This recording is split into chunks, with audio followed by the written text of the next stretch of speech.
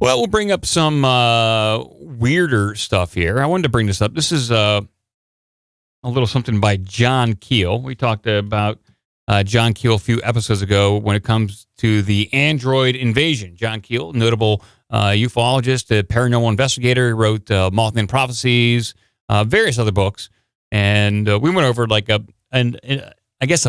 journal entry and just some thoughts about how he envisioned an android or some sort of clone takeover would be, and how he was trying to basically piece all the elements together of the mass UFO sightings, humanoid visitations, and hyper-intelligent entities, and how they operate on this earth. Well, he's got another entry here, and this can be found at johnkeel.com.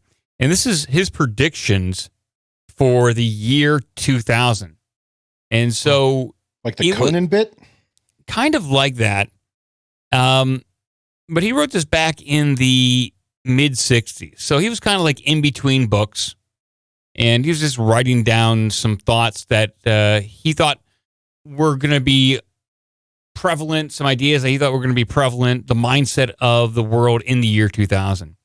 Okay. And I was reading through this, and some of it was like, it's kind of spot on. And so it might lend some credence to his other thoughts about what is going on in this realm that we live in. And so this is titled The Year 2000, The Problem. Man's gravest problem in the year 2000 will not be survival. Our rapidly advancing technology and the development of welfare states around the world will make survival a certainty. The problem will be finding a reason to make survival worthwhile. If present trends in science and government continue, the average man will be little more than a vegetable. He will be fed and clothed by the government. There will be little or no work for him to do. He will have a small cubicle. Living space will not be. Living space will be at a premium. Stringent laws will make it difficult, if not impossible, for him to have children, because he will have to depend upon small checks from the government. He will not be able to afford more than the minimal comforts of life. Yet he will be better educated than any of his ancestors, and he will have a lifespan of around 100 to 150 years. Ooh. So he's kind of off right there, but on the lifespan thing. But when it comes to finding purpose and how our lifestyles are getting smaller and smaller, and yet we're overeducated, I think he's kind of thinking along the same lines as, not exactly, but similar lines as what the Unabomber was talking about, Ted Kaczynski, to a certain degree. Yeah, I think there was a lot of that around that time too, of increasing use and reliance upon technology. And granted, he was writing this in the late '60s, right? Mm-hmm. So this was, there's a lot of fears at that point that people would be kind of glued to their televisions, and they would get all their information there, and they wouldn't be out and about doing anything, and they wouldn't develop any useful skills, and all their income would come from the government. So he's in broad strokes, he's not far off. So we're not 150 far off. Years old thing, which only is for people in Congress who are drinking children's blood and adrenochrome. Well, we're getting there. Yeah, right around the corner. He goes on to say, war will be a thing of the past, but the crime rate, in mid-'60s, he's writing this, but he said, war will be a thing of the past, but the crime rate will have reached fantastic proportions. Billions of unemployed people. Fantastic proportions. That's what he says. Billions of unemployed people will prey on one another. The crime rate in the U.S. has gone up 40% in the past 5 years. In many urban areas, people will have to put on gas masks before they can leave their door or leave their dwellings. The problem of air pollution in major cities is already reaching monumental proportions. So everyone does kind of like, there was a time very recently where we all had to put on masks before we went outside. Well, some of us did. I would say a good chunk of people did put on masks to leave the door. He's attributing that to pollution, but they found another excuse to do that. Well, also keep in mind, again, in the mid-'60s, as they were industrializing a lot of third world countries who don't have, environmental restrictions and regulations, they're just burning whatever they need to burn to get factories going, because that's how cheap labor, and that's how you bring in industry. And so a lot of those cities, and we saw it even remember in China, it was Beijing during the 2008 Olympics. Remember that they shut down all their factories so you could see the sky. Yeah. And then, then go back, in the early 80s in Blade Runner, all the people coming out of their houses wearing masks and things because of the pollution. And so that's not far off. There were areas of the country. Mexico City was another big one because it's kind of built in a natural bowl that has really bad pollution. The point they even said, if I recall, it was in the 80s, I believe, in Los Angeles. It said if you were born and raised in Los Angeles and lived through all that smog, your lungs had the same effect as somebody who smoked a pack of cigarettes a day, just because of the sheer amount of stuff in the air. Now, it's not to say you had to wear a gas mask to go outside, but a lot of people did choose to wear a particulate mask at times to offset some of that. So he's not wrong in that sense, where you can extrapolate what you're seeing in rapidly industrializing third world countries to the first world and say, if things continue unchecked, this is what's going to happen. And then there was crazier stuff even before that. Go read about the London fog or some of the really bad smoke and stuff in areas like Pittsburgh, where they found out that the buildings were actually different colors once they started washing them off because of all the soot and crap. So yeah, it happens. I was read through a few more of these. I'll try to bullet point these as John Keel has written these. So he goes on to say that throughout the world, water will be rationed and food will increase in price, so much so that it's going to be tough to feed people. And we just read that fertilizer story, so he's probably not far off. Another one here is organized religion will be dying. Religion thrives amongst the poor, the uneducated, and the hopeless. By far, in the year 2000, these factors which cause so many to turn to religion for hope will no longer exist. And we can see that. I think organized religion, at least in the United States, is on the decline.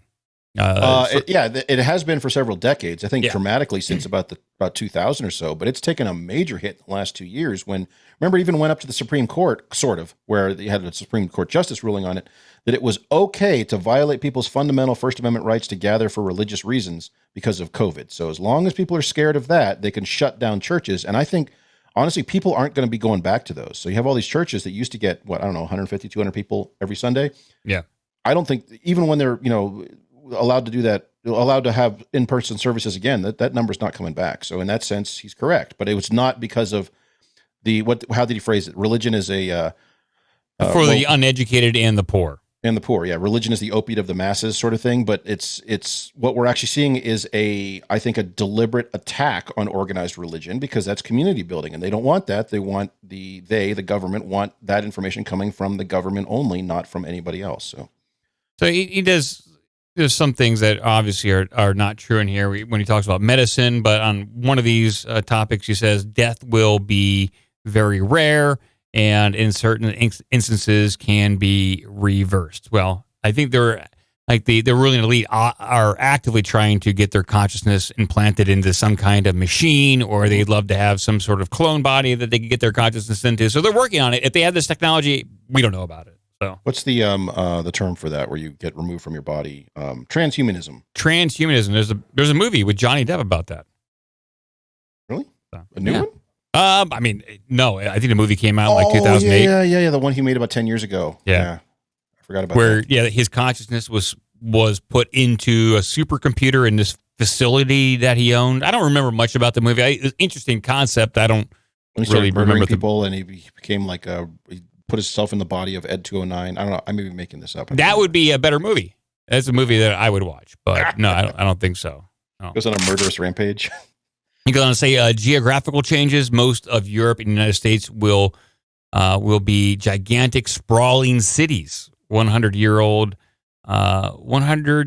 years ago, the bulk of the world's population lived in small farms. In 2080, the majority of people will live in cities.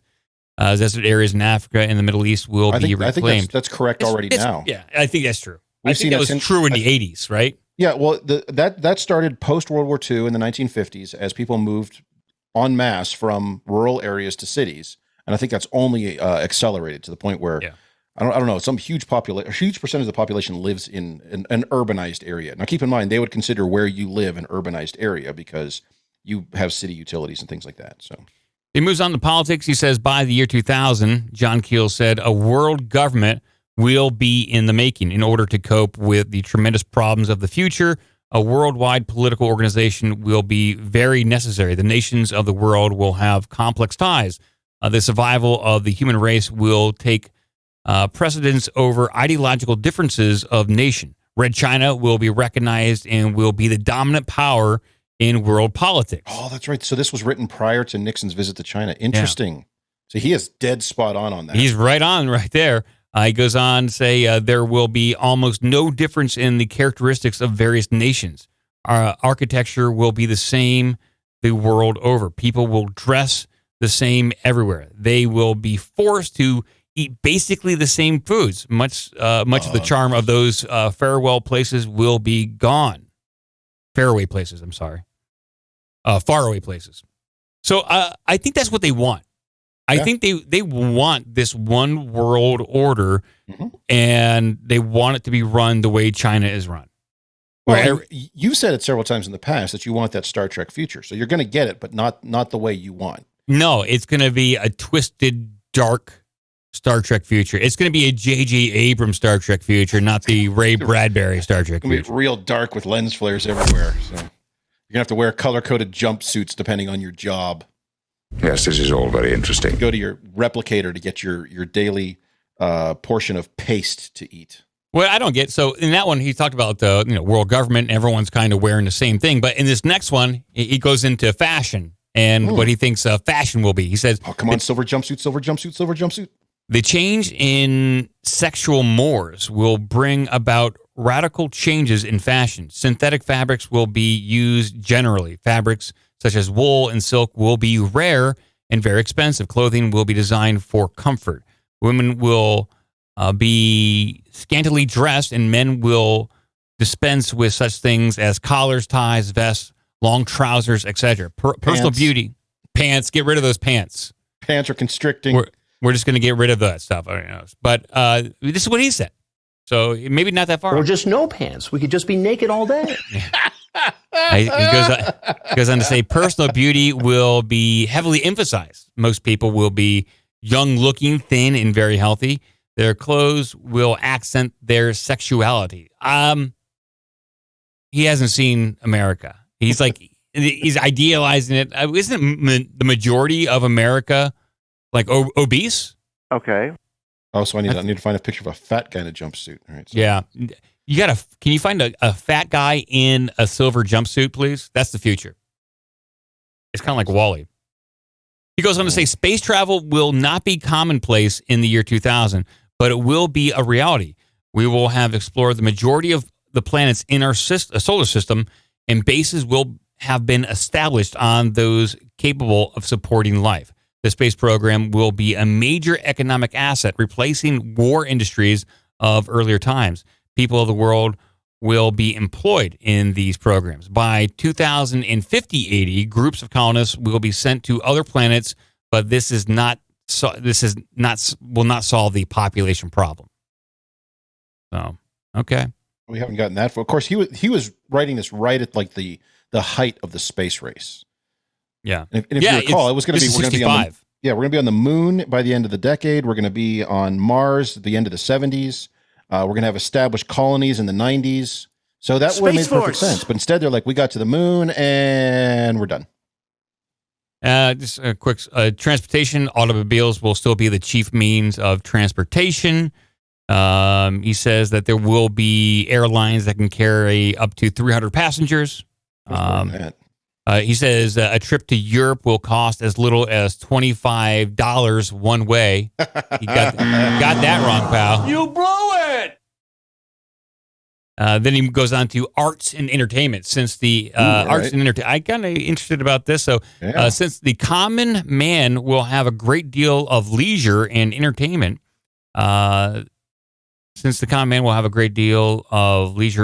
entertainment will be the major industry. The motion picture will be almost obsolete, and television will be the most important media.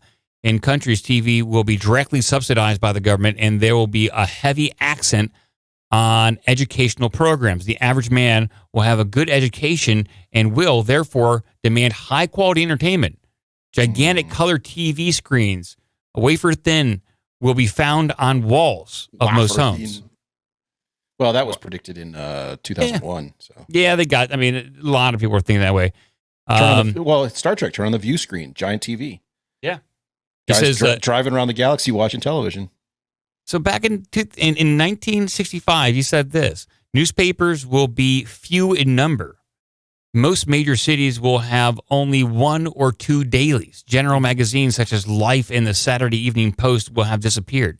There will, however, be many specialized magazines centering around hobbies and recreational activities. Books of all kind will be published in larger numbers than ever before. He's pretty well dead on most of that there. Yeah. If you recall growing up, I remember growing up in Pittsburgh, there was it was a Pittsburgh Post-Gazette and the Pittsburgh, what was the other one? There was another one. There was 2 papers, one published in the morning, one published in the evening. And so you would get 2 papers a day. You'd get papers, first thing in the morning, you go out, get your breakfast, there's your newspaper, but then one would show up for dinner too, which had today's news in it. So those all got consolidated, but that's not uncommon that you used to have multiple newspapers in most major cities. And so most are down to 1, and most of those are now simply pulling the same national feeds as everybody else and put their own little spin on it from the people who work in their newsroom, which are increasingly shrinking. So, yeah. So in like his summary right here, we'll move on, is that he said trends indicate that the 21st century will mark a turning point, the beginning of the gradual decline of the human race. As the purpose for living diminishes, so does the will to live. Eventually, the population will thin out and the race will wither. That's good news. No, it's not. We want to survive as a race. He got a lot of this right. He said we're going to wither and die, but he also said we're going to live to be 150. Yeah, he did. He said we're going to be upwards of 150 because of advances in medicine. Here's the thing, is that a lot of these advances in technology, they very well could just be happening behind the scenes, and they're not going to roll this stuff out to the general public, if ever. It's too good. They want this behind the scenes. It's why, like, our technology, I was thinking about this just like last night. It's really not that different, besides like the internet and forms of communication. It's really not that different than what we were dealing with back in the 90s. Like, you go 20 years ago, it's kind of the same houses, but they have some smart features here, maybe some little better building technology. We have a little bit better medical technology. The internet's amazing, and the way we consume media is amazing, but it's really not a drastic change. We're still driving around cars that are fueled by gasoline. Well, little tiny explosions. Pound for pound, there's still no greater way to store energy than in petroleum. So I don't care what anyone says about electricity. Yeah, not that we know of. I mean, there's been some but there's been no dramatic leaps, no astounding leaps that is visual, I guess, evident to us. Or maybe since we've lived through it, maybe since I lived through it, it just seems like whatever. It's gradual. I mean, cars, when I was growing up, you'd get a car that had a big V8. We had a Plymouth, not Valiant. What is it? I'll think of it in a minute. Plymouth Laser. It was not a Plymouth Laser. Had a big V8 and got probably, 8 or 10 miles to the gallon. And now your average car is not only far safer, but look at an older car to compare today, is far larger. Yeah. Way more comfortable to drive, way more reliable, even if it's built by Chevy. And gets something like 35, 40, 45, 50 miles to the gallon, depending on the model. So, cars have improved dramatically. But yes, like you said, you lived through it. You've always had them. So the improvements have been so gradual that it's not a dramatic, holy crap, look at this new thing. It's fundamentally the same. And you're right. A car is a car is a car. So it's just regular. It's little changes like that.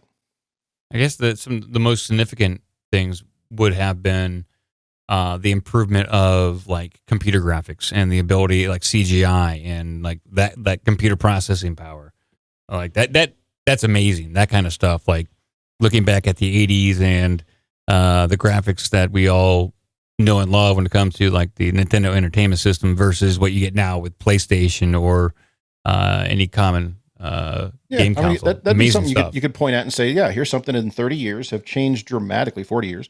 Go back and look at the games we were playing on our Commodore 64s, on our Ataris, that we thought was great. Hey, I'm going to play Joust all day long. I don't care what anybody says. Playing Pitfall 24/7. Play Pitfall, Miner 2049er. Remember some of these games? Mm-hmm.